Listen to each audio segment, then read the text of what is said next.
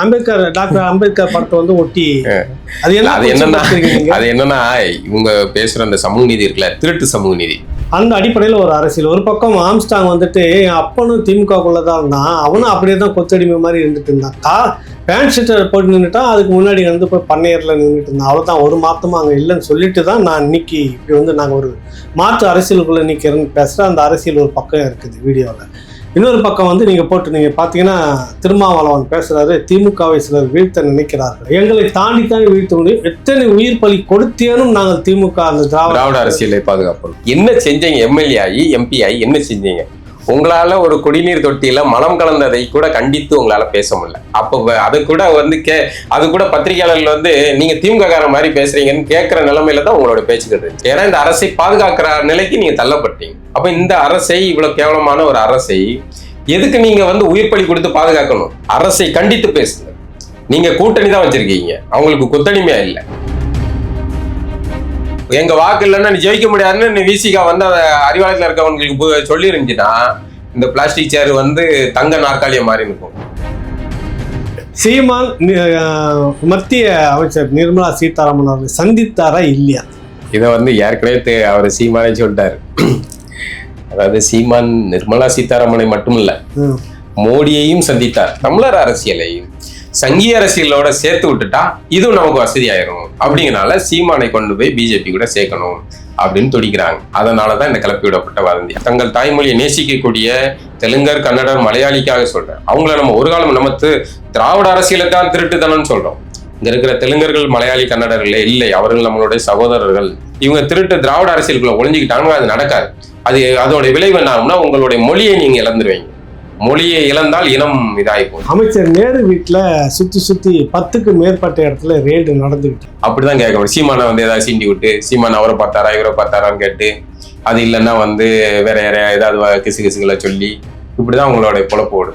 இது இப்ப வந்து இந்த ரைடு விஷயத்துக்கு வருமா, இந்த ரைடு செய்தி ஆகாது, பெரிய அளவுல பேசப்படாது. இந்த சோரன் வகைராக்கள் அப்படின்னு நிறைய பேரை வந்து அரெஸ்ட் பண்ணி உள்ள தூக்கி வைக்கிறது. அரவிந்த் கெஜ்ரிவால் எல்லாம் தூக்கி உள்ள வைக்கிறாங்க. இதே மாதிரியான மது சார்ந்த விஷயம் தான். ஆனால் தமிழ்நாட்டுல மட்டும் வந்து ஏன் அப்படி எந்த விதமே நடக்க மாட்டேங்குது?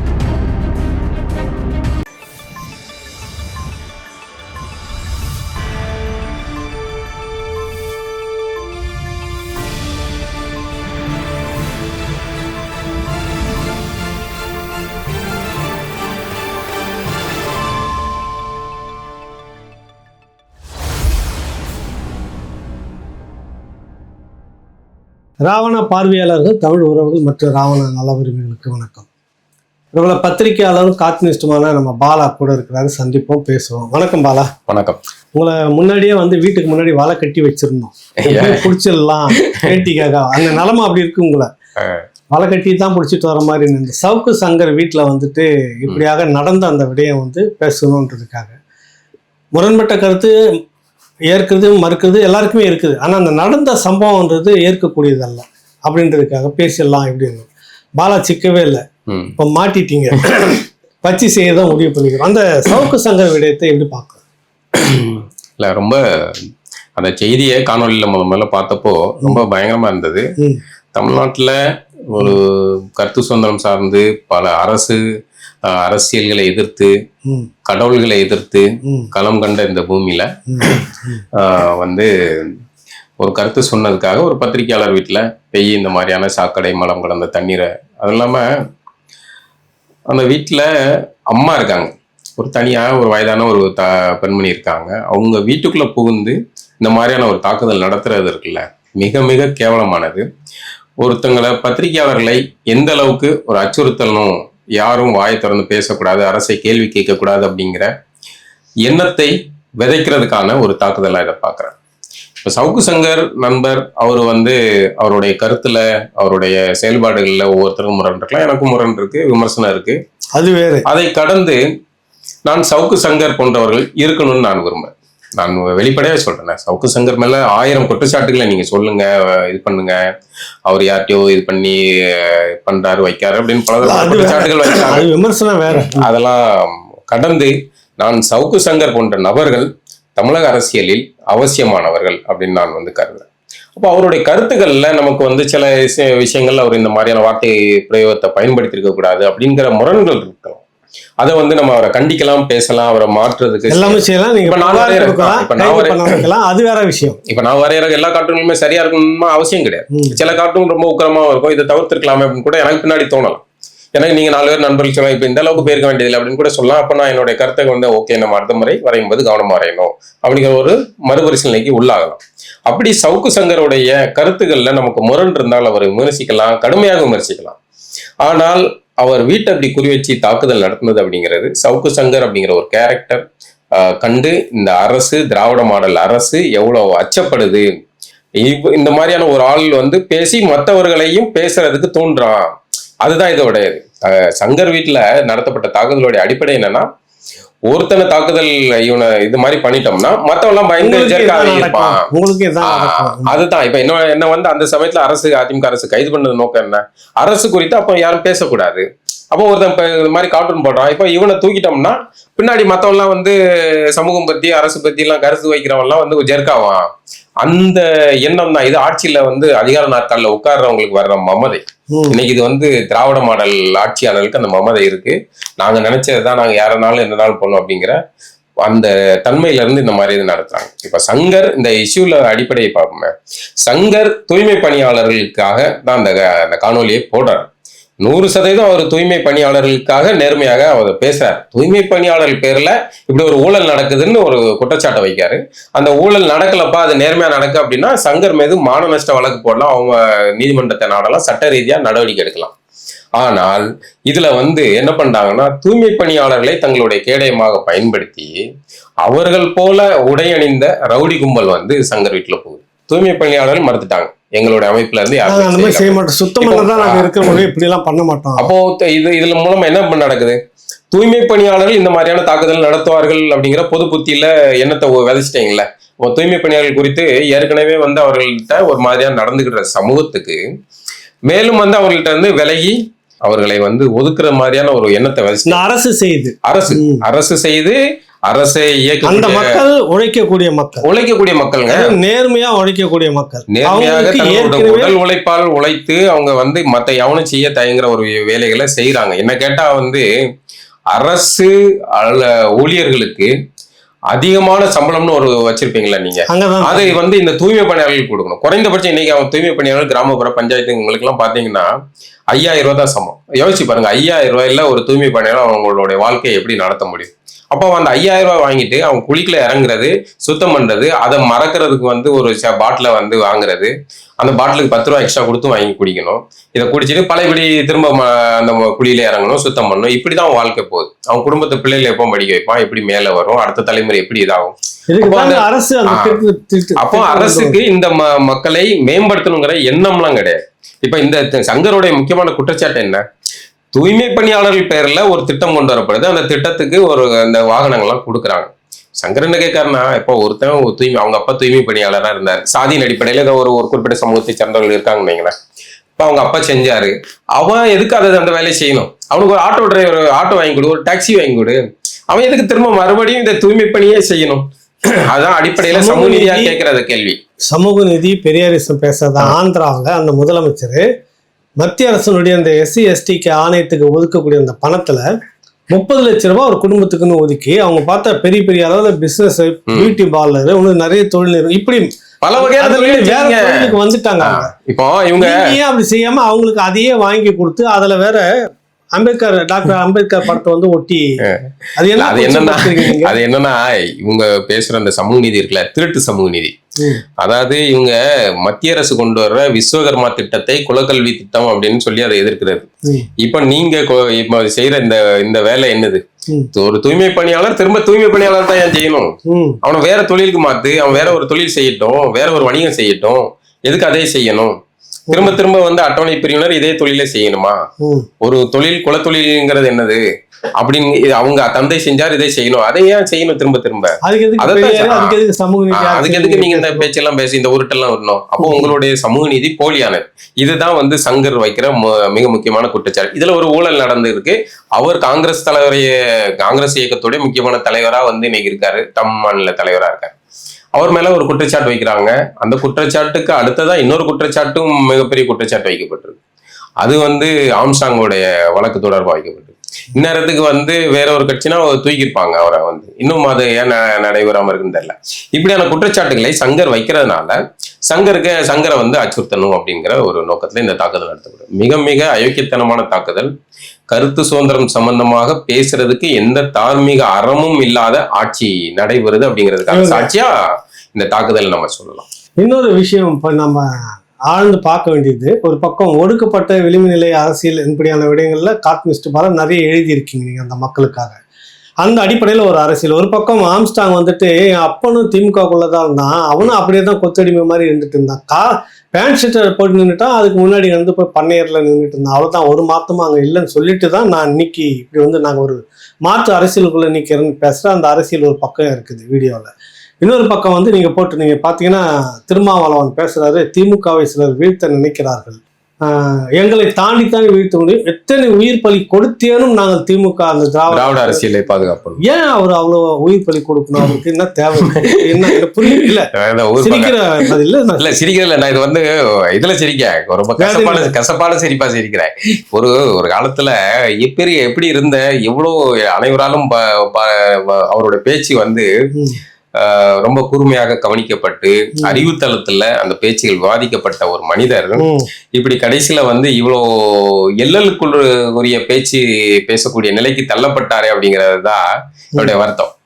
அவரை கூட சேர்த்து வச்சு ஒரு நல்ல போராளியை ஒருத்தனை கூட்டு வச்சு சேர்த்து வச்சு அவங்களை சோழியை முடிச்சு விட்ட மாதிரி தான் எனக்கு இன்றைய திருமாவளவன் அவர்கள் நிலை இருக்கு. இப்போ அந்த ஆம்ஸ்ட்ராங் அவருடைய பேச்சும் இதையும் பார்ப்போம். இப்போ ஆம்ஸ்ட்ராங் வந்து சொல்றது என்னன்னா, இந்த திமுக அதிமுக அப்படின்னு மாறி நீங்க இதை தாத்தன் தூக்கிட்டான் அப்பன் தூக்கிட்டான் அப்படின்ட்டு, இன்னைக்கு நான் மாறி புது அரசியலை உருவாக்குறேன், மீண்டும் கொண்டு போய் அவர்களுக்கு பல்லக்கு தூக்க வேண்டிய அவசியம் கிடையாது, நாம் அதிகாரத்தை பிடிப்போம் அப்படிங்கிற ஒரு அரசியலை நோக்கி அவர் நகர்றார். அதற்கு மாறா திருமாவளவனுடைய அரசியல் என்னவா இருக்குன்னா, அவர் ஆரம்ப பீரியட் சரியா தான் இருந்துச்சு. அவரே சொல்றாரு, என்னுடைய ஆரம்ப கால பேச்சுகளை பார்த்தால் திமுகவை நான் விமர்சிக்க முடியாது அப்படிலாம் பேசுறாரு. இன்னைக்கு என்ன ரிசல்ட் என்ன சார்? இன்னைக்கு உங்களுடைய நோக்கம் என்ன? திமுகவை வீழ்த்தி விட்டால் திராவிட அரசியலை வீழ்த்தி விட முடியும் அப்படின்னு சில பேர் நம்புறாங்க. விடுதலை சிறுத்தைகள் இருக்கிற வரைக்கும் எத்தனை உயிர்களை பலி கொடுத்தேனும், நோட் த பாயிண்ட், எத்தனை உயிர்களை பலி கொடுத்தேனும் திராவிட அரசியலை பாதுகாப்புங்க. திராவிட அரசியல் யாருக்கு பாதுகாப்பா இருக்கு? அண்ணா அறிவாலயத்துக்கு பாதுகாப்பா இருக்கு. அந்த அண்ணா அறிவாலயத்தை பாதுகாக்கக்கூடிய ஆட்களுக்கு என்ன பேரா இருக்க முடியும்? இப்போ நீங்க ஒரு பில்டிங் வச்சிருக்கீங்க சார், அந்த பில்டிங்ல நீங்க உள்ள சொகுசா இருக்கீங்க. அந்த சொகுசா இருக்கிறதுக்கு 4 செக்யூரிட்டிகள், ஒரு 2-3 இந்த வேட்டை நாய்கள்லாம் வச்சிருப்பாங்க, அப்படி பாதுகாப்புக்கு வச்சிருப்பாங்க. இப்போ அந்த வெளியே பாதுகாப்புக்கு நிற்கிறவங்களுக்கு பேர் என்ன சார்? நீங்க உள்ள இருக்கணுமா வெளியே பாதுகாப்பு இருக்கணுமா சார்? வெளியேதான் பாதுகாப்பு. அப்ப அந்த பாதுகாப்பா நிற்கிறவங்களுக்கு பேர் என்ன? அப்போ திரும்ப இவர் என்ன பண்றாருன்னா, தன்னை நம்பி வருகிற, இன்னைக்கு அவரு அதை பொது கட்சின்னு சொல்லலாம், ஆனால் அவர் சார்ந்ததாக சொல்லப்படுகிற அந்த பெரும்பான்மை தமிழினத்தை சார்ந்த பறையர் பெருங்குடியை சேர்ந்தவர்கள் தான் வந்து விசிகாவை கீழே இருந்து தூக்கி மேல இன்னைக்கு கூட்டு வந்து 4 எம்எல்ஏ 2 எம்பி அப்படின்னு உருவாக்குறதுக்கெல்லாம் காரணம். அந்த 4 எம்எல்ஏ 2 எம்பியும் கூட அந்த பறையர் பெருங்குடியை சேர்ந்தவர்களான்னு கேட்டா அதுவும் இல்லைங்க. அதுவும் கூட அவர்களுக்கு அந்த சமூகத்தை சார்ந்தவர்களுக்கு மற்ற கட்சியில தான் கிடையாதுனாலும் இவர்கள் சார்ந்த கட்சின்னு சொல்லப்படுற கட்சியிலேயே அவர்களுக்கு வாய்ப்பு கிடையாது. அந்த எம்எல்ஏக்களும் வெவ்வேறு சமூகத்தை சார்ந்தவர்கள்னு சொல்றாங்க. இப்படி அந்த சமூகத்தை வந்து காயடிக்கிறதுக்காக இந்த நபர் வந்து திரும்ப கூட்டு போய் இந்த திராவிட அரசியல அவர்களை இல்ல நான் இப்ப உயிர் பலி கொடுத்தேன்னு காக்குற அளவுக்கு ஒன்னு கொடியேற்ற போடக்கூடாதுன்றான். கொடி கம்பத்தை வெட்டி போடுறாங்க. 10 கொடியோட வான் கொடி மட்டும் 10 கூட்டணியில வான் கட்சி கொடி கொடி கம்பத்தை விடுங்க சார். நீங்க போறீங்க, கொடி கம்பத்தை விடுங்க சார். நீங்க குடிச்ச மலத்தை, அந்த தண்ணி குடி தண்ணீர்ல மலத்தை கலந்துட்டானுங்க, ஏதோ ஒரு நாய் கலந்துட்டு, அந்த நாயை கண்டுபிடிக்கிறதுக்கு துப்பு இல்லை இந்த அரசுக்கு. அந்த துப்பு கட்ட அரசு என்ன சொல்லுதுன்னா கடைசியில, நீங்களே கலந்து நீங்களே குடிச்சிட்டீங்கடான்னு சொல்லுது.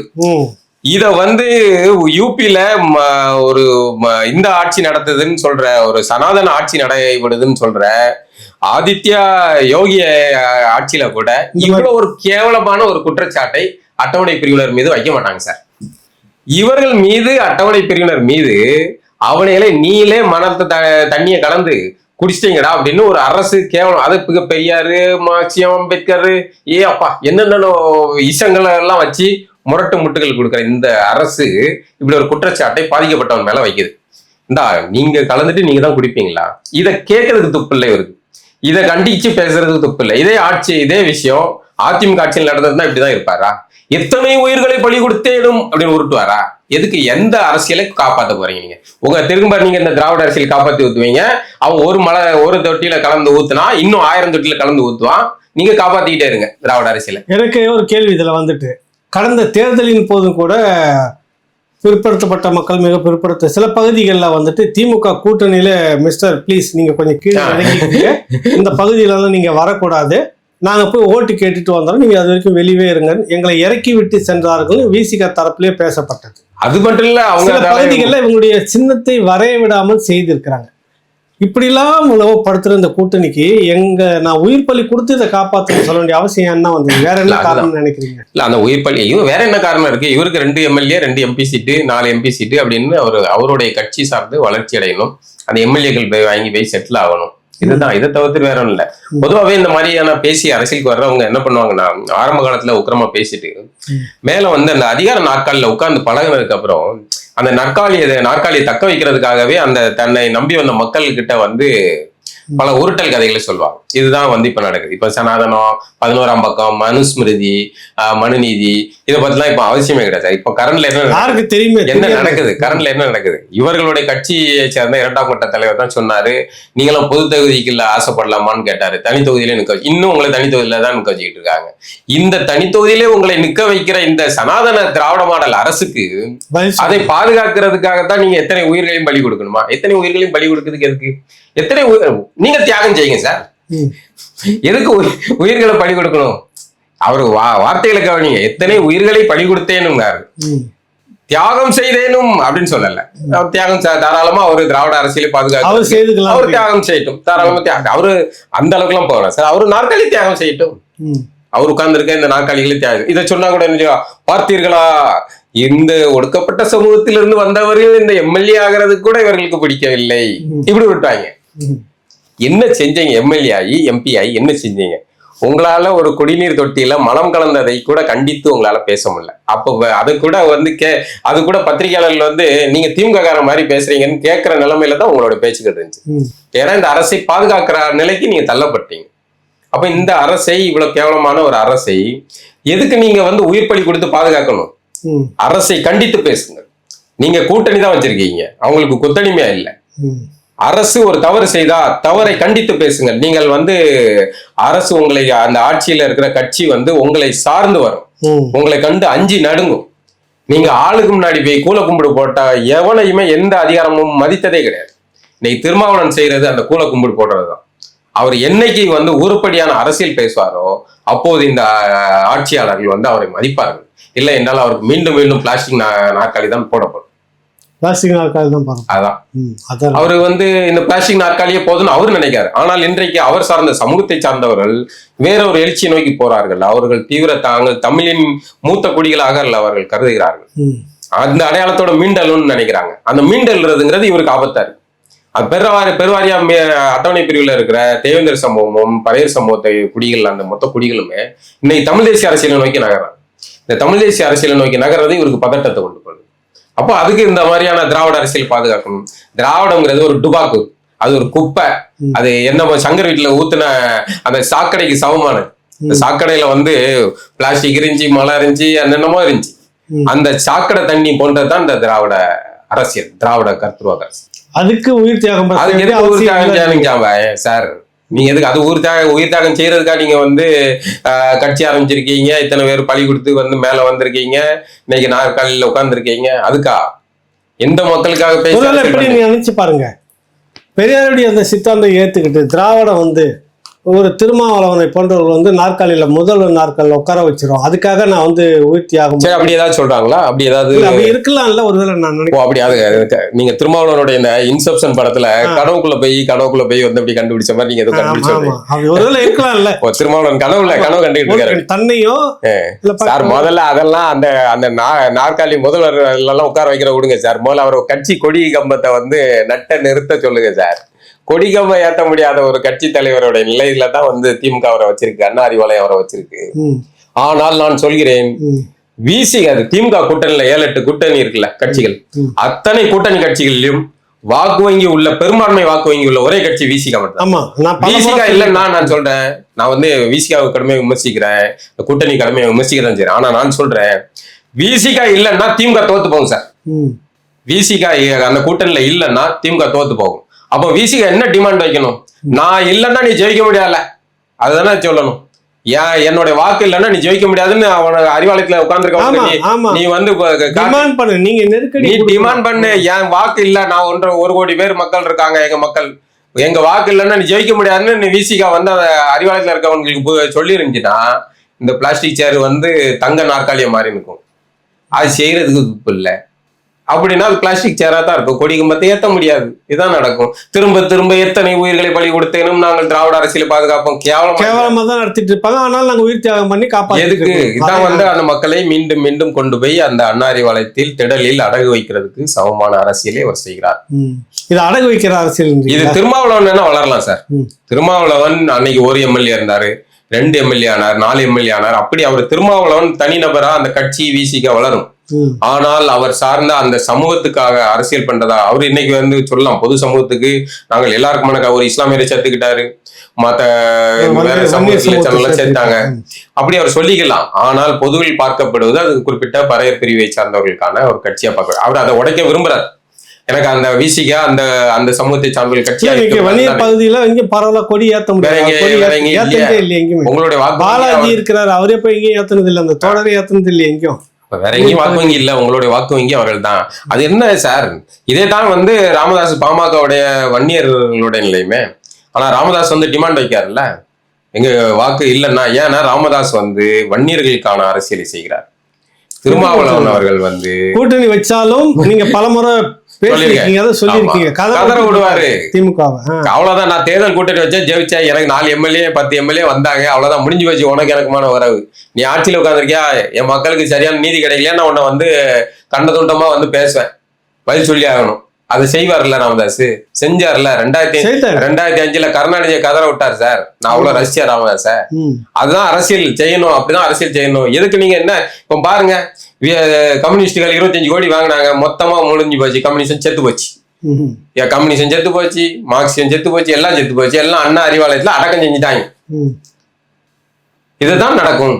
நீங்க அவங்ககிட்ட சுயமரியாதை இல்லாம இருந்தா இதான் தேர்தல் கூட்டணி சார். தேர்தல் கூட்டணி இப்படிதான் தனித்த ஒரு பெரும்பான்மையோட எந்த கட்சியும் அதிகாரத்தை பிடிக்காத நிலைதான் இன்றைய நிலை. அப்படிங்கும் போது நீங்கள் கூட்டணி வைத்துத்தான் வந்து ஒரு அதிகாரத்துல ஒரு பகிர்வு பண்றீங்க. இப்ப நீங்க வந்து உங்களுடைய வாக்கு வங்கியை வச்சுதான் அதிமுக ஜெயிக்குது. அப்படின்னா எங்களுக்கு டிமாண்ட் பண்ணுங்க, எங்களுக்கு துணை பலமுறை பேசியாச்சு, பலமுறை பேர் எடுத்து சொல்லிட்டாங்க. அவங்களுக்கே அவங்க பலத்தை பத்தி தெரியல, ஏன் இவ்வளவு படிஞ்சு இவ்வளவு படுத்துக்கிட்டு பேசுறாருன்னு தெரியல. அது என்ன பண்ணுவாங்கன்னா சர்க்கஸ்ல இல்ல வந்து ரோட்டோட்ல சாலையில பெரிய யானை, காட்டையே கட்டி ஆள்ற யானை ஒரு உதறிச்சுதான் மரம் தூள் தூளா போகும். அந்த யானையை கடைசியில ஒரு சின்ன குச்சியை வச்சு குத்தி அதை பிச்சை எடுக்க வைப்பாங்கல்ல, அந்த மாதிரியான நிலைமை தான் சார். சரி, அடுத்த அரசியல் நம்ம பேசுவோம். நிலைமை மோசமா போகுது. சீமான் மத்திய அமைச்சர் நிர்மலா சீதாராமன் அவர்கள் சந்தித்தாரா இல்லையா? எப்படி சந்திக்கலாம் கேள்வி எல்லாம் நம்மளால கேட்டேன். சந்திச்சாரா இல்லையா?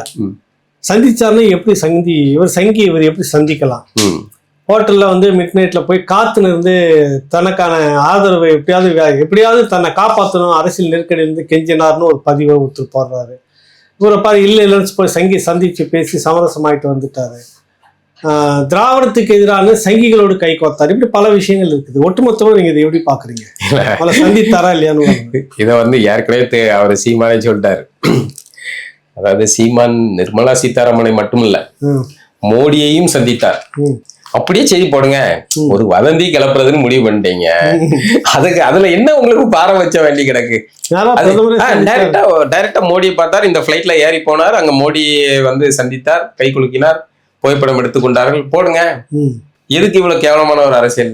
அடிப்படையில என்னன்னா, திமுகவுக்கு தமிழ்நாட்டுல பிஜேபியை காட்டி ஒரு தேர்தல் அரசியல் செய்கிறது வசதியா இருக்கு.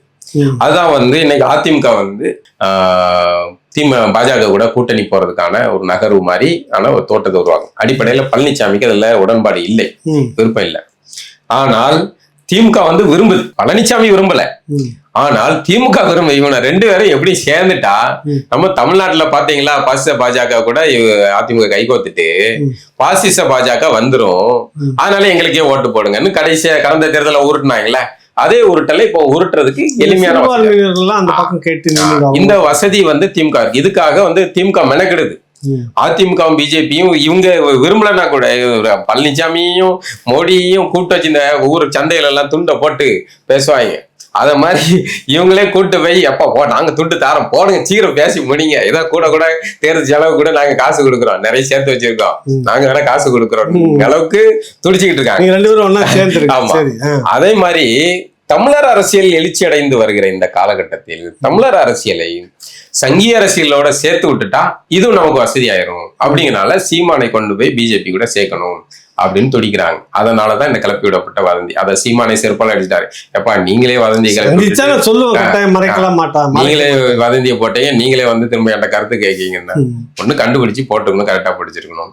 அப்படி இல்லை. அது என்னன்னா சீமானுடைய வளர்ச்சி அதிவேகமாக இருக்கிறது. அது வந்து திராவிட அரசியலுக்கு பதட்டத்தை உண்டு பண்ணுகிறது. அப்போ வந்து என்ன பண்ணலாம், இந்த மாதிரியான வதந்திகளை போட்டு இன்னும் நிறைய வதந்திகள் இருக்கும். அந்த மாதிரி அடிக்கடி இந்த மாதிரியான வதந்திகளை இறக்கி விட்டுட்டு அவரை எந்த வகையிலையாவது அவரை வந்து அசிங்கப்படுத்திக்கிட்டே இருக்கணும் அப்படின்னு நினைக்கிறாங்க. ஆனால் சுவாரஸ்யம் என்னன்னா, முன்னாடி எல்லாம் வந்து சீமான் அவர்கள் வந்து எப்போது பேசும்போது சொல்லுவார், என்னடா வந்து எங்க செய்திகள்லாம் ஒரு பயிலும் போட மாட்டேங்க நீங்க அப்படின்னு சொல்றாரு. ரொம்ப வருத்தப்படாரு. கட்சி ஆரம்பித்த புதுசுல எங்களெல்லாம் ஒரு ஒரு சின்ன சிங்கிள் காலத்துக்கு மாதிரி போடலாமாடா, ஏன்டா இப்படி புறக்கணிக்கீங்க அப்படின்னு கேட்பாரு. ஆனால் இன்னைக்கு காலம் எங்க கொண்டு போயிருக்குன்னா, தம்ப்நெயில்ல சீமான் புகைப்படம் இருந்தா அது பல லட்சம் வியூகளை கொண்டு போகுது. தவிர்க்க முடியாத இடத்துக்கு வந்து நிக்காருங்க. இது வந்து சரியான வளர்ச்சி சீமான் அவர்களை. நான் வந்து சீமான் அவர்களை ஆரம்பத்துல இருந்து 2008 இருந்து பாத்துக்கிட்டு இருக்கேன். அப்படியான ஒரு இந்த ஷேர் மார்க்கெட் பிரைஸ் ஏறி போற மாதிரி அவருடைய மார்க்கெட் பிரைஸ் ஏறி போயிட்டு இருக்கு. அது நல்ல வளர்ச்சியா இருக்கு. இன்னைக்கு சீமானுடைய புகைப்படமும் சீமான் பேசுற கருத்துக்களும் போட்டால்தான் ஊடகங்களுக்கு வியாபாரம் பார்க்கலாம். சட்டசபையில பட்ஜெட் கூட்டத்தொடருக்கே வந்து சீமான் கூட காணொலிய ஊடக போட்டுதான் சார் கூட்டத்தை திரட்டாட்டி இருக்கு. அப்ப அந்த மாதிரியான நிலையில சீமான் வளர்ச்சி இருக்கு. இப்ப சீமான் வளர்ச்சியை இப்படியான விஷயங்களை வச்சு தடுத்த முடியும்னு திமுக நினைக்குது. சரி, அதை நினைச்சு இப்படி ஒரு வதந்தி நீங்க சொல்றது, ஒருவேளை நான் சந்திச்சாருன்னு வச்சுக்கோங்க, அது சரியா? அதான் கேட்க. இப்ப சந்திச்சால் என்ன தப்பு? நிர்மலா சீதாராமன் அவங்க ஒரு மத்திய அரசோடைய பிரதிநிதி, அவங்களை சந்திக்கிறாங்க. அவங்கள சந்திக்கும் போது 1000 பேசுவோம்.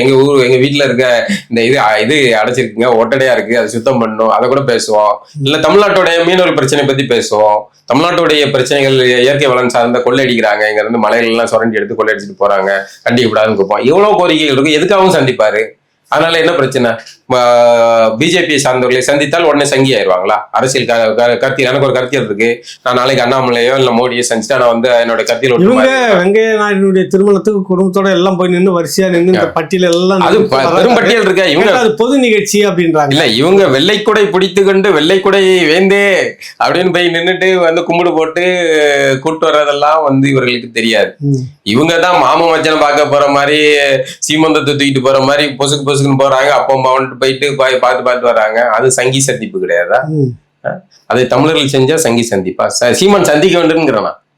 அதாவது தேர்தல் அரசியலே ஒரு சதுரங்க ஆட்டம். இந்த சதுரங்க ஆட்டத்துல ஆட்டம் விளையாட்டு விட்டு கொடுப்பும் வெட்டுகளும் வந்து சகஜமானது. நீ வந்து இவ்வளவு நாள் வந்து அவனை கட்டி எங்கிட்ட பூச்சாண்டி கட்டி தான் நீ ஜெயிக்க. திரும்ப அவங்க கூட தான் ரகசிய டீலிங்ல இருக்கீங்க. அதானியில ஆரம்பிச்சு பல பேருக்கும் இங்க பிசினஸ் வியாபாரங்கள்லாம் நீங்க தான் செட் பண்ணி பண்றீங்க. நேத்து மோடி வர்றதுக்கு அவங்க கூட்டணியில் இருக்கிற காங்கிரஸ் கட்சி கருப்பு கொடி காட்டுற போராட்டம், வெளியே வர அரசு பண்ணி உள்ள வச்சு வெளியே வந்தவங்கள கைது. சார், அவங்க முந்திலாம் அந்த பலூன் எல்லாம் பாத்தீங்களா நீங்க? இவங்க எதிர்கட்சியா இருக்கும்போது எவ்வளவு பலூன்களை பறக்க விட்டாங்க. அப்படியே கோபேக் மோடின்னு என்னென்ன ஆர்ப்பாட்டம். ஏன் அந்த பலூன்லாம் இப்ப என்ன ஆச்சு? காத்து போய் இதாச்சா? பலூன்லாம் வெடிச்சு போச்சா? இல்ல, நாங்க தேடனா கடையில கிடைக்கல. அது எல்லாமே வந்து வெள்ளை பலூனா இருக்கு. எல்லாம் வந்து வெல்கம் மோடி பலூனா இருக்கு, வெல்கம் மோடி கொடையா இருக்கு. எப்படி கிடைக்கும்? இந்த மாதிரியான ஐக்கியத்தனங்களை தான் இவங்க செய்யறது. சீமான் சந்திச்சா சங்கிய ஆதரவு அப்படின்ற நிலைக்கு போறீங்க. கூட்டணி கட்சியில் இருக்கக்கூடிய காங்கிரஸ் மோடியுடைய வருகைக்கு எதிராக ஒரு போராட்டம் பண்ணது, அவர்களையும் நீங்க தடுத்து கைது பண்ணி வைக்கிறீங்க. அப்ப நீங்க சங்கிக்கு நேரடியான நீங்க தான் வந்து மெயின் வெப்பன் சப்ளையர் அசிஸ்டண்டா இருக்கிறது நீங்க தான். சங்கியின் பாதுகாவலர் கைது பண்ணி வச்சாங்க. சங்கியின் பாதுகாவலர் நீங்க தானே. அப்ப அப்படிதானே நீங்க அரசியல் பண்றீங்க. இப்போ அந்த அரசியல்ல சீமான் மோடியோ நிர்மலாவையோ சந்திச்சா என்ன தவறுன்னு கேக்குறேன். சந்திக்கட்டும், தேர்தல் ஆணையம் இவன் இங்க சந்திக்கிறது மூலமா அவனுக்கு பதட்டம் ஆகுது இல்ல, உனக்கு பதட்டம் ஆகுது இல்ல, அவனை சந்திச்சா பதட்டம் ஆகட்டும், இன்னும் 4 தடவை போய் சந்திக்கட்டும். எடப்பாடி போய் பார்த்தாருல, கூட்டணியே ஆகல. ஆனா தெரியுமா பிஜேபி என்ன பண்ணுது, நாங்கள் கூட்டணி பேச்சுவார்த்தை பேசிக்கிட்டு அவன் ஒரு லாபி பண்றான். என்னன்னா அதிமுக கூட நாங்க பேசிக்கிட்டு இருக்கோங்கிறதுக்காக அவன் பண்றான். ஆனா பழனிசாமிக்கு விருப்பம் இல்லை. ஆனால் பிஜேபி அப்படி ஒரு அரசியல் பண்ணுது. இப்போ சீமானையும் அப்படி பிஜேபி ஒரு தந்திரமா பயன்படுத்தலாம், சீமானும் பயன்படுத்திட்டு போட்டுங்கிறேன். உனக்கு வந்தாங்க பேதி ஆகுது இல்ல, அவ்வளவுதான் ஹாப்பி. குமுதா ஹாப்பி என்னாச்சு? ஏன் நீங்க மட்டும் தான் செஞ்சுக்கிட்டே இருப்பீங்களா? மத்திய அரசே கையில வச்சுக்கிட்டு நீங்க தானே வந்து அவங்க கூட டீலிங்ல இருக்கீங்க. அந்த அரசியல தமிழர்கள் செய்யட்டும். உங்களால மத்திய அரசு வந்து தமிழகம் பேசினா மட்டும் உடனே இவர்கள் தனி தமிழ்நாடு வாங்கணும், தமிழ் தேசியம் என்றால் தனி தமிழ்நாடு. முதல்ல எங்களால வந்து இந்த டுபாக்கு ஒரு தென்னிந்திய நடிகர் சங்கத்தோடைய பேரை கூட எங்களுக்கு மாத்தது துப்பு இல்ல. தமிழனுடைய நிலைமை லட்சணம் இந்த லட்சணத்துல தான் இருக்கும்.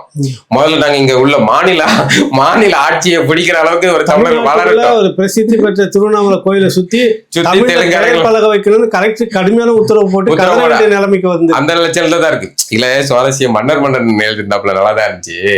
அதாவது பிரதமர் மோடி வந்து சொல்றாப்புல, இங்க இருந்து அனுப்புற கடிதங்கள்ல தமிழ்நாட்டுல இருந்து வர்ற கடிதங்கள்லாம் ஆங்கிலத்திலே இருக்கு அப்படின்னு அவர் ரொம்ப வருத்தப்பட்டார். அதாவது அவரு வருத்தப்படுற அளவுக்கு தமிழோட நிலைமை ஆகி போச்சு. மன்னர் சொன்னது சுவாரஸ்யமா இருந்துச்சு. என்னன்னா, அவங்க தாய்மொழியில தான் கையெழுத்து போடணும்னு ஆசைதான், ஆனா தெலுங்குல போட்டா கண்டுபிடிச்சிருவாங்க. அதனாலதான் நாங்க இங்கிலீஷ்ல போட்டுக்கிட்டு இருக்கோம். அதனாலதான் நீங்க என்ன நினைச்சிட்டீங்க, தமிழ்நாட்டுல இருக்கவங்கலாம் தமிழன் நினைச்சிட்டீங்க. அப்படி இல்ல, தமிழ்நாட்டுல எங்க கிட்ட தமிழ மாதிரி ஊடுருவி இருக்காங்க. அவங்கள நீங்க தாய்மொழியில கையெழுத்து போடுங்கன்னா அவன் தமிழ்லயா போடுவான், அவன் தெலுங்குல தான் போடுவான். அவன் தெலுங்குல போட்டா நாங்க இங்க ஒரு உருட்டி வச்சிருக்கோம் தமிழன்ட்டு. இப்ப அதெல்லாம் வந்து இதாகி போகும். அதனாலதான் எசமா நாங்க இங்கிலீஷ்ல கையெழுத்து போடுறோம். அது மாதிரி இது இந்த திராவிட டுபாக்கூர் அரசியல் வந்து இன்னைக்கு வந்து தமிழர்ல எந்த நிலைமையில வச்சிருக்குன்னா, இவங்களுடைய நிலை வந்து தமிழ்ல பெயர் பலகை வைக்க சொல்லி தமிழ்நாட்டுல போறாங்க. அந்த நிலையில இப்போ மகாராஷ்டிரால உண்மையில அதை நான் வந்து தமிழர்கள் அந்த விஷயத்துல பாராட்டுறேன். தமிழர்கள் போட்ட நெருப்பு, அதை பத்த வச்ச நெருப்பு இப்பதான் வட இந்தியா முழுக்க இருக்கிற பிற தேசிய இனங்கள் மொழி இனங்களுக்கு வந்து புரிய ஆரம்பிக்குது. இந்த இந்தி வந்து நம்மளை திங்குது அப்படிங்கிற அன்னைக்கு சாதாரண விட்டாங்க. நம்மள இந்தியர்கள் தானே, இந்திக்காரன் வர்றான் பேசுறான்னு விட்டாங்க.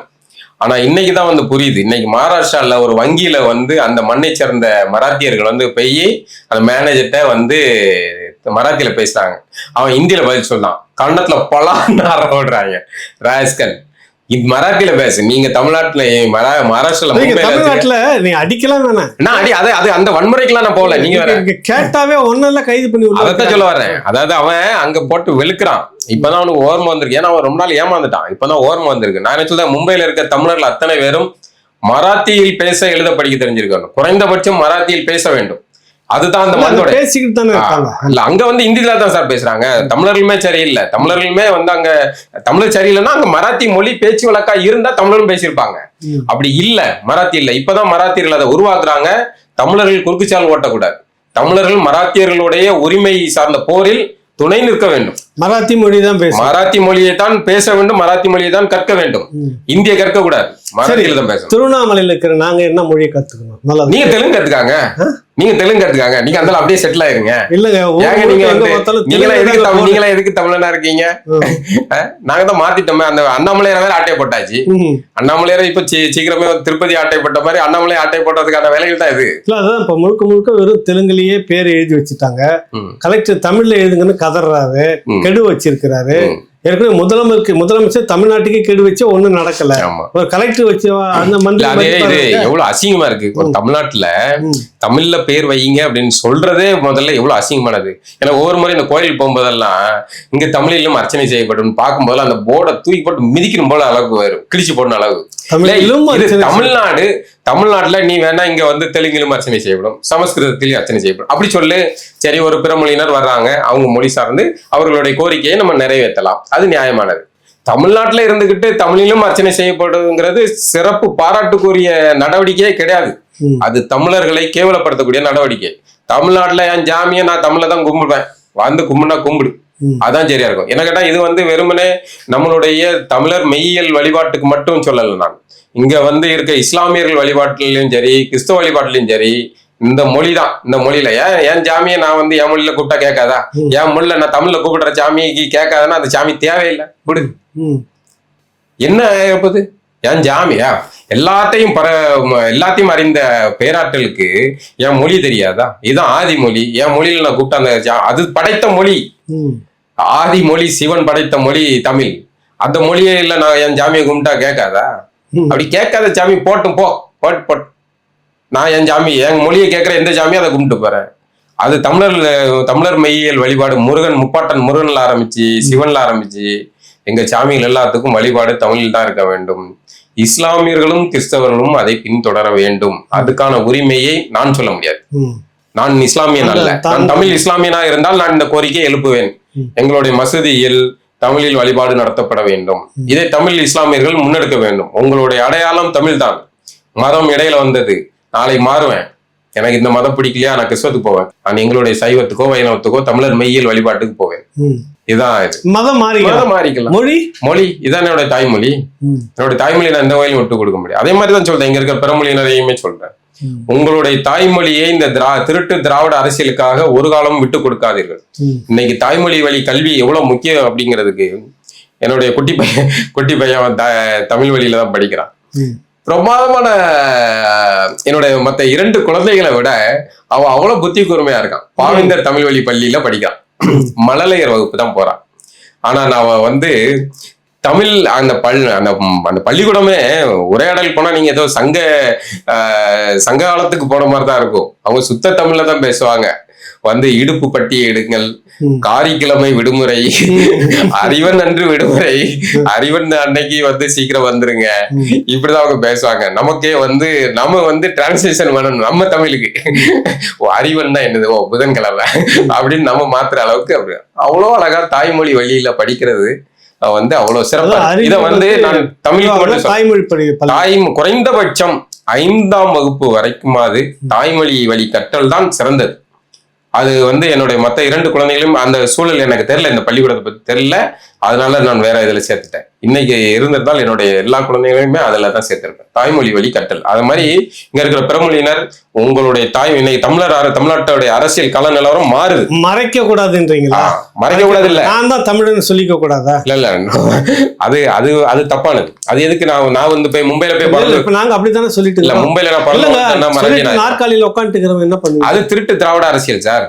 நான் இங்க இருக்கிற வந்து தங்கள் தாய்மொழியை நேசிக்கக்கூடிய தெலுங்கர், கன்னடர், மலையாளிக்காக சொல்றேன். அவங்கள நம்ம ஒரு காலம் நம்ம திராவிட அரசியலுக்காக திருட்டுத்தனம்னு சொல்றோம்.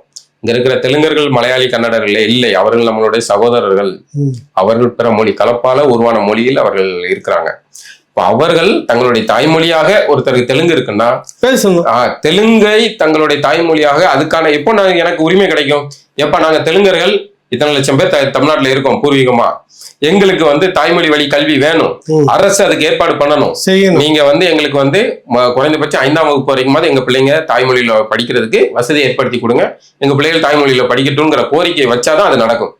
இவங்க திருட்டு திராவிட அரசியலுக்குள்ள ஒளிஞ்சுக்கிட்டாங்கன்னா அது நடக்காது. அதோட விளைவு என்ன ஆகும்னா உங்களுடைய மொழியை நீங்க இழந்துருவீங்க. மொழியை இழந்தால் இனம் இதாயிருக்கும், சொல்லி முடிஞ்சுப்போம். உங்களுடைய அடையாளம் சும்மா பேச்சு வழக்குல இருக்கும். நாங்கள் வந்து தெலுங்கர், நாங்க கன்னடர், மலையாளி, தமிழர் அப்படின்னு சொல்லிக்கலாம் இல்லையா? நமக்கு ஆதாரம் வந்து சாதியோ மதமோ அல்ல, நம்மளுடைய ஆதாரம் மொழிதான். அந்த மொழியை நம்ம வந்து மீட்டெடுக்கணும். அல்லது இறுதியா வந்து ஒரு கேள்வி, அமைச்சர் நேரு வீட்டுல சுத்தி 10க்கு மேற்பட்ட இடத்துல ரெய்டு நடந்துகிட்டு 25 கோடி ஐஓபி பேங்க்ல வந்துட்டு அந்த ஒரு வங்கியில வந்து ஏமாற்றாது அதை சீட்டிங் நடந்திருக்குது. அதை ஒட்டி புகார், அதை கையில் வச்சுக்கிட்டு தான் உள்ள இடி வந்து நேர்ந்து பணப்பரிவர்த்தனை, வெளிநாடு பணப்பரிவர்த்தனை, பண மோசடி இதெல்லாம் நடந்திருக்க வாய்ப்பு இருக்குது அப்படின்றத பற்றி விறுவிறுப்பாக போயிட்டு இருக்க செய்தி. இது ஒரு பக்கம். இன்னைக்கு எடப்பாடியே ப்ரெஸ் மீட் வச்சுட்டு இருக்கிறப்ப அவரை பற்றி நீங்கள் பாஜக அவங்க எங்கன்னு இதே கேள்வி கேட்ட உடனே அவர் ஒன்று சொல்கிறாரு. இன்னைக்கு ரெய்டு நடந்துட்டு இருக்கு. ஒரு அமைச்சர் அவருடைய சகோதரர்கள் வீட்டுல மொத்தமும் சேர்ந்து அமைச்சர் வீட்டுல, அமைச்சர் மகன் எம்பியா இருக்கிற ஒரு வீட்டு உள்பட நடக்குது. இதை பத்தி யாரும் என்கிட்ட ஒரு கேள்வி நீங்க கேட்க மாட்டிருக்கீங்களே. திமுகவை பத்தி கூட ஒரு கேள்வி கேட்க மாட்டேங்கிறீங்களே, எங்களையே கேள்வி கேட்கறீங்க. நாட்டுல எவ்வளவு பிரச்சனை, ஒண்ணு கூட கேட்க மாட்டீங்களான்னு கேட்டு துப்புறாரு. இது எப்படி நீங்க பாக்குறீங்க? இல்ல கேட்க சொல்லி அங்க நம்ம அந்த இவங்க டீம் இருக்குல்ல, திமுகவுடைய டீம், மாப்பிள்ளை சார் ஒரு அமைப்பு வச்சிருக்காருல்ல, பத்திரிகையாளர்களை கண்ட்ரோல் பண்றதுக்குன்னே ஒரு நிறுவனம் நடத்துறாங்க சார். அந்த நிறுவனத்துல இருந்து நீங்க வந்து ரொம்ப அசிங்கமா இருக்கு சார்.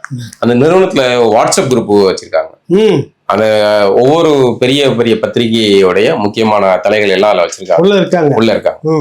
அந்த தலைகளுக்கு வந்து ஐயா நீங்க இன்னைக்கு உங்க ஷோல இந்த டிபேட் நடத்தணும் டைட்டில் அவங்கதான் கொடுக்குறாங்க. இப்படி இருந்தா வந்து நீங்க எப்படி கேள்வி கேட்பாங்க? நீங்க நிருபர்கிட்ட கேட்கீங்க, பெரிய தலைகளே வந்து அங்க செட்டில்ட் ஆகிதான் இருக்கு. அப்படிங்கும்போது கீழே இருக்க நிருபர்கள் என்ன பண்ணுவான்? நிருபர்கிட்ட திமுக பத்தி கேள்வி கேட்க முடியுமா? அவங்க இந்த மாதிரிதான் வந்து எதிர்கட்சிகளை பத்தி வேறுபேத்தி அப்படிதான் கேட்க முடியும். சீமானை வந்து ஏதாவது சீண்டி விட்டு, சீமான் அவரை பார்த்தாரா இவரை பார்த்தாரான்னு கேட்டு, அது இல்லைன்னா வந்து வேற ஏதாவது கிசுகளை சொல்லி இப்படிதான் உங்களோட பொழப்பு ஓடுது. இது இப்ப வந்து இந்த ரைடு விஷயத்துக்கு வருமா? இந்த ரைடு செய்தி ஆகாது, பெரிய அளவுல பேசப்படாது. இதே மாதிரி ரைடு ஏற்கனவே வந்து நடந்திருக்கு. 1000 கோடினாங்க, அது இன்னும் பல 1000 கோடியா மாறும்னு சொன்னாங்க. ஆனால் இதெல்லாம் சும்மா வந்து 1-2 வகையான நுண்ணரசியல் இருக்கு. திமுகவுக்கு நெருக்குதல் கொடுக்குற மாதிரி ஒரு பொது தோற்றத்தை உருவாக்குறது ஒரு அரசியல். இந்த பொது தோற்றத்தை உருவாக்குறது மூலமா திமுக வந்து இங்க ஒரு லாபி பண்றதுக்கு வசதி. பாருங்கள், பாஜக வந்து எங்களை வந்து டார்ச்சர் செய்கிறது, நாங்கள் தமிழர்களுக்காக நிற்க போய் தான் அவர்கள் டார்ச்சர் செய்கிறார்கள், தமிழர் அரசியலை நாங்க வந்து தூக்கி பிடிக்க போய் தான் அவங்க இது பண்றாங்க அப்படின்னு சொல்லி இங்க வந்து ஒரு வழக்கமான அவங்க முதல் கண்ணீர் வடிப்பாங்களா அப்படி ஒரு நாடகம் நடிச்சு பாஜக பூந்துரும், அதனால நீங்க எங்களுக்கு ஓட்டு போடுங்க அப்படின்னு சொல்லி கேட்கறதுக்கான ஒரு யுக்தி. இதெல்லாம் ஏன் சந்தேகம் வருதுன்னா, இப்போ அரவிந்த் கெஜ்ரிவால் ஆரம்பிச்சு வடக்க சிவசோரன் அந்த பையன், இந்த சோரன் வகைராக்கள் அப்படின்னு நிறைய பேரை வந்து அரெஸ்ட் பண்ணி உள்ள தூக்கி வைக்கிறது. அரவிந்த் கெஜ்ரிவால் எல்லாம் தூக்கி உள்ள வைக்கிறாங்க. இதே மாதிரியான மது சார்ந்த விஷயம் தான். ஆனால் தமிழ்நாட்டுல மட்டும் வந்து ஏன் அப்படி எந்த விதமே நடக்க மாட்டேங்குது? அங்க நீங்க வந்து 100 கோடிக்குள்ள பண்ணாதான் நாங்க வந்து கைது பண்ணுவோம். அப்போ இங்க என்னன்னா, ஒரு 2 பேருமே வந்து சும்மா அந்த வழக்கமான மோடி மஸ்தான் விளையாட்டான பாம்பு கீரி மோதல் மாதிரி தோட்டத்தை உருவாக்கிட்டு நமக்கு பாக்கெட்ல இருந்து ஆட்டையை போட்டுக்கிட்டு இருக்காங்க. அதுதான் நடக்குது. இது இப்ப நடக்கிற இந்த ரைடுகள் எல்லாமே கூட இப்படியான ஒரு தோட்டத்துக்கான ஒரு ரைடா இருக்கும்னு நான் நினைக்கிறேன். இதுதான். மற்றபடி இந்த ரைடுகளால எதுவும் நடக்க போறது கிடையாது. ஒருவேளை உங்களுக்கு எதுவும் தகவல் தெரியுமா என்னன்னு தெரியல. நீங்க வந்து ரைடுகள் கைதுகள் அப்படி எதுவும் நடக்கிற மாதிரி இருக்கா? அப்படியே தெரியல. வாய்ப்பு இருக்குன்னு தான் எனக்கு தகவல். என்னைக்கு இருந்தாலும் நடக்கும். 1000 ரைடு வந்தாலும் எங்களை அசைச்சிக்க முடியாதுன்னு வடிவேல் சொல்ற மாதிரி இவங்க இருக்கிறாங்க. 29 ஆண்டுகளுக்கு முன்னாடி ஒரு லாக் அப் டெத்துன்னு சொல்லுவாங்கல்ல, காவல் மரணம் சொல்லிட்டு ஒரு அப்பாவி அடிச்சு கொள்றாங்க தூத்துக்குடியில. இதே அதிகார திமிரு வழக்கு 29 வருஷமா நடந்துகிட்டு இருக்குது. கொஞ்சம் நினைச்சு பாருங்க, எவ்வளவு அதிகாரம் எவ்வளவு இது நடந்திருக்கும். இப்ப இன்னைக்கு தீர்ப்பப்ப அவர் என்னன்னு சொல்லிட்டு வந்திருப்பாரு, ஒரு யாரையும் பதிவு போட்டிருந்தார். அந்த மாதிரி வேலுமலை வெங்கடேசன் அதனமா போயிட்டு வரேன் கோர்ட்ல கேஸ் அதிகார கெத்து. கடைசியா அத்தனை பேருக்கும் ஆயுள் தண்டனை. டிஎஸ்பி, இன்ஸ்பெக்டர், எஸ்ஐ உட்பட தாமதமான நீதி. 29 வருஷத்துக்கு முன்னாடி ஒரு 2 வருஷத்துல நீ முடிச்சிருந்தீங்கன்னா அந்த வழக்க இப்ப இவ்வளவு காவல் மரணங்கள் நடந்திருக்குமா இந்தியா தமிழ்நாட்டுக்குள்ளார? என்கவுண்டர் நடக்கு. ஆமா, ஆமா நடந்திருக்குமா? உங்களுக்கு இவ்வளவு நடக்குமா? அது போல நீ எத்தனை ரைடு அடிச்சாலும் சரிங்களா, அசைச்சுக்க முடியாது சொன்னாலும் கூட கட்டாயம் ஒரு நாள் கைது. எனக்கு ஒரு நம்பிக்கை. உங்களுக்கு என்ன தோணுது? இல்ல அப்படிதான் நடக்கணும். இதாகதான் இல்லையா, அப்படிதான் நடக்கணும். இன்னைக்கு நீங்க அதிகார மமதையில் ஆடுற எல்லாருக்குமே அது வந்து நம்ம அரசன் நன்று கொள்வான் தெய்வம் நின்று கொள்ளுங்கிற மாதிரி காலம் கடந்தேனும் அவர்களுக்கான நீதி கிடைக்கணும், அந்த தண்டனை கிடைக்கணும் அப்படிங்கிறது தான் சரியா இருக்கும். நன்றி பாலா. உங்களுடைய தொடர்ந்து எழுத்து பணிக்கு மத்தியில வந்து ராவணா கதை வந்து சிக்கிட்டீங்கன்னு தான் நினைக்கிறேன். ரொம்ப நன்றி. ரொம்ப நன்றி. ராவணா சிறப்பான வளர்ச்சியில் இருக்கிறது. வாழ்த்துக்கள். ஒரு தமிழ் தேசிய அரசியலுக்கான எல்லாம் உங்களுடைய ஒத்துழைப்பு ஆதரவு தான். தொடர்ந்து ஊடகமா ராவணா குழந்தையா இருந்து இப்படி வளர்ந்துட்டு வருது. தொடர்ச்சியாக இன்னும் சிறப்பான வளர்ச்சிகளை அடைய வேண்டும். நிறைய தமிழர்களுக்கான ஊடக போரை முன்னின்று நடத்தக்கூடிய ஒரு தகுதியும் பொருளாதார பலமும் ராவணாவுக்கு கிடைக்க எல்லாம் வல்ல பேராற்றல் சொல்லி ஒரு திடீர் பணக்காரன் ஆயிட்டோம்னு சொல்லிட்டு சமீபத்தில் ஒரு விவாதம் ஏதோ ஓடிட்டு இருந்தது மே 17 பற்றி. இங்கே ஒருத்தர் வந்து தோழர் பேட்டி கொடுத்துட்டு போனார். அதுக்கு மே 17க்குன்னு இருக்கக்கூடிய மவுத் வாய்ஸ் எழுத்தாளர் எழுதக்கூடியவர் ஒருத்தர் திடீர் பணக்காரனாகிவிட்ட ஏகலைவனுடைய சேனல்ல இந்த மாதிரி வந்து எழுதிட்டு இருக்காங்க. நல்ல விஷயம் தான் சார். ஒரு முறை இல்ல, நல்ல விஷயம் கரெக்ட். ஒரு நல்ல விஷயம் சார். நம்மள வந்து கஷ்டப்பட்டேன்னு தான் எவனும் சொல்லக்கூடாது சார். செழிப்பா இருக்கேன், ஜாலியா இருக்கேன் அப்படின்னு சிறப்பா பாருங்க. வயிறு எரியுன்றீங்க.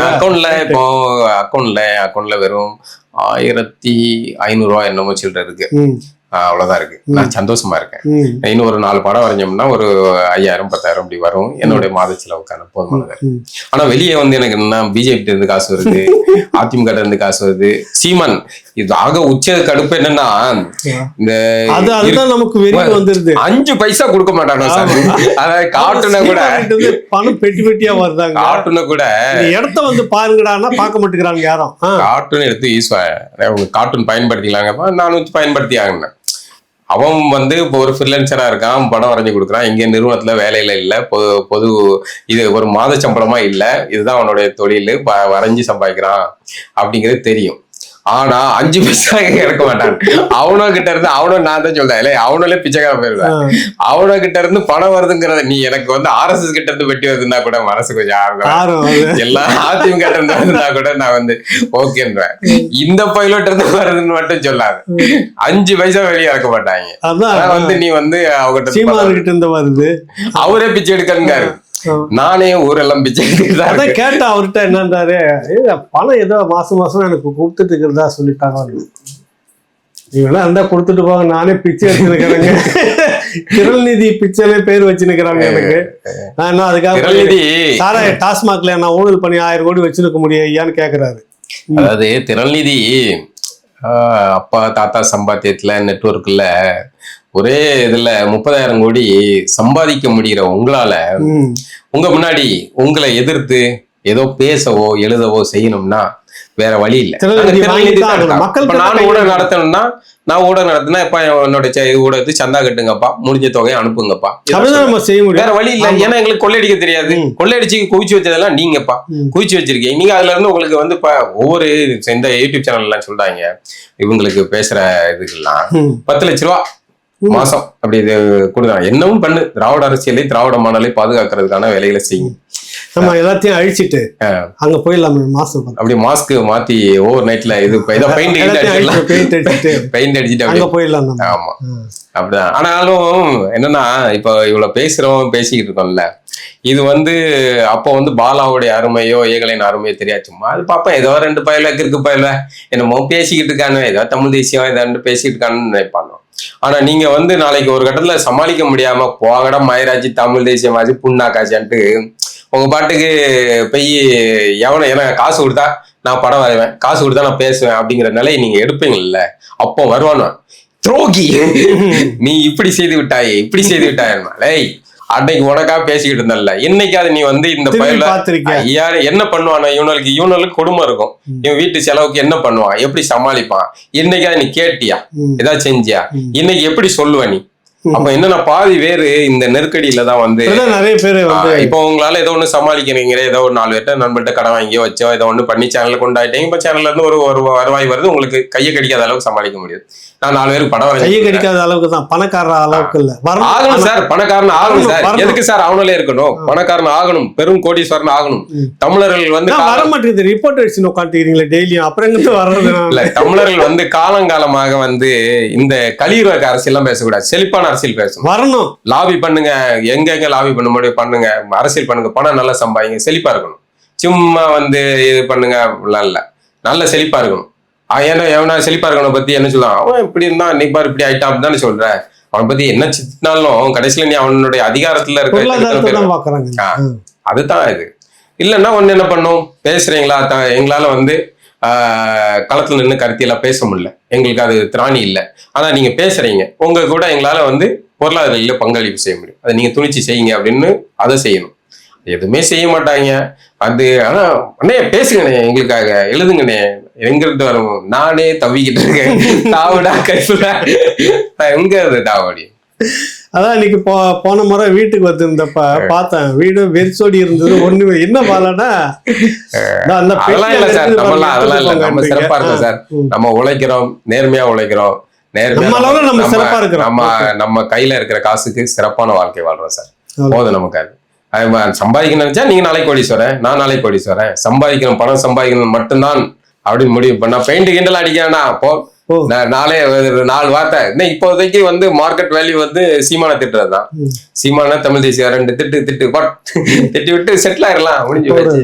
அதானே சொல்றான் ஒருத்தன் பத்திரிக்காரன்னு சொல்றான், சீமான ஏதோ ஒரு கிரிக் பயனுங்க, லூசு பயல, அறிவு இருக்க உனக்கு, அறிவு அரசியலே தெரியாது, நீ யாருன்னு எனக்கு தெரியும், உனக்கு அரசியல் அறிவே கிடையாது. சீமான் அவன் எவ்வளவு, அந்த ஆளு எவ்வளவு பெரிய அரசியலை கொண்டு வந்து நிறுத்திட்டு இருக்கான். தமிழர் அரசியல் வந்து என்னங்கிற அரங்க கூட்டத்தில் அடைபட்டு கிடந்தத சீமான்கிற ஒற்றை நபரும் வந்து பேசி பேசி இன்னைக்கு வந்து இவ்வளவு பெரிய லட்சத்தை கொண்டு வந்து 30 லட்சத்தை அரசியல் பீதி அடைய வச்சிருக்கான். நீ வந்து பிச்சை எடுக்கிற நாய், அங்க போய் அறிவாலயத்துல வந்து பிச்சை எடுக்கிற நாய், நீ சீமானை பத்தி பேசுற.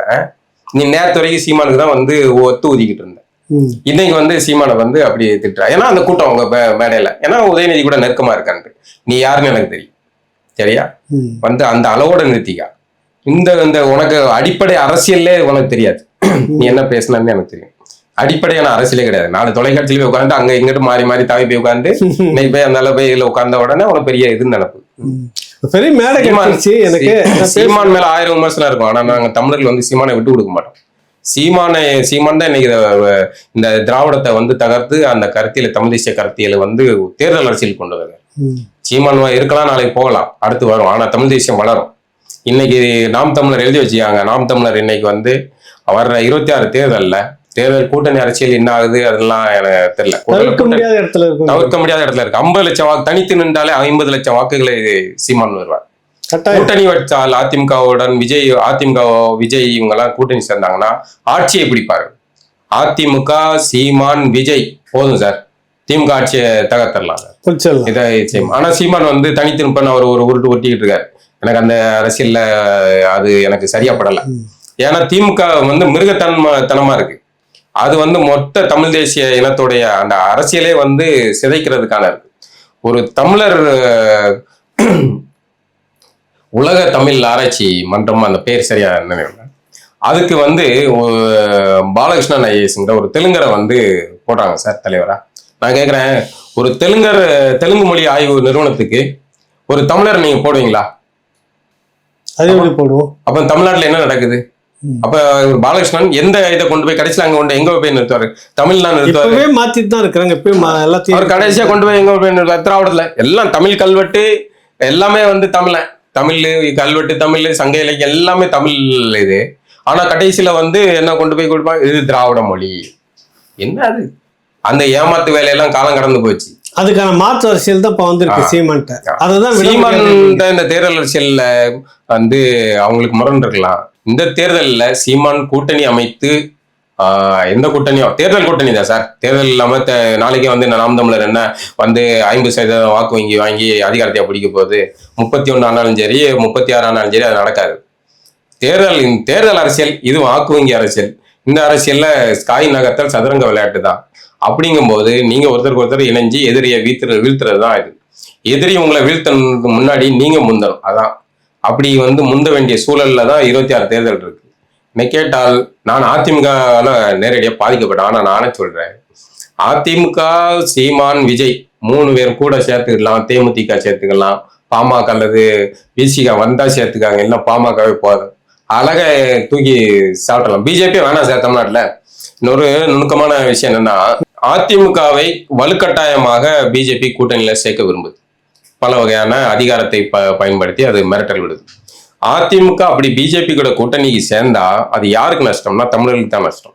அது ஆட்சிக்கு வந்தால் வழக்கமான 2016 இருந்த மாதிரியான சங்கி ஆட்சி தான் ஜெயலலிதா மரணத்துக்கு பிறகு இருந்த அதே நேரடி சங்கி ஆட்சியா தான் இருக்கும்.